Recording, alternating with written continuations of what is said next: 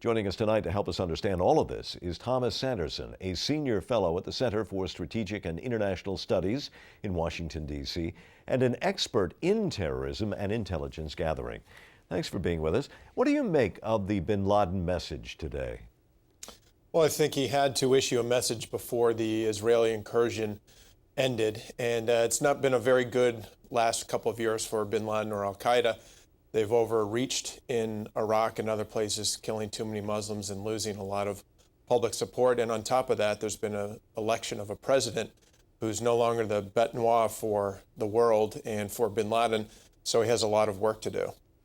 Well, you mentioned, of course, the conflict in Gaza, and then we have a new administration. Do you think that plays into the timing of the release of this message? Not just the conflict, I mean.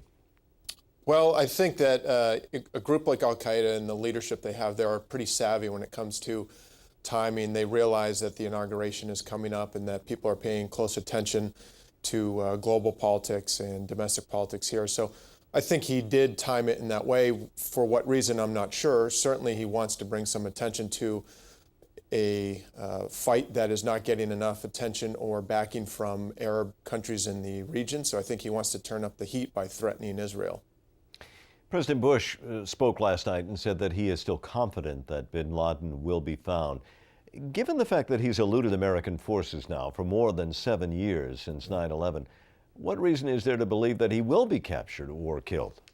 Well, I think we have excellent armed forces to rely on. We also have, from time to time, good work from our partners and allies in the region. And as time goes on, there are more chances that bin Laden and those protecting him can make a mistake. But again, as you noted, he's been evading us for 7 years. He's in an area that's extremely difficult to get into, surrounded by groups who are not happy to see us in the region. And there's also going to be counterterrorism fatigue on the part of this country and on those who support us. So I can't really say that I think he'll be captured or killed in the next year or two. I think it is somewhat hopeful thinking, but eventually something I believe will happen in our favor. And if you were President-elect Obama right now, how would you deal with bin Laden? What advice would you give? Well, I think I would continue pushing the Pakistanis to work with us, which is an extremely difficult endeavor that faces the president-elect and faces our current president. Isolating Al-Qaeda leadership as much as possible by conducting a counterinsurgency operation in Afghanistan and Pakistan that eventually peels off some of those layers of support around him, but that is a very tall order.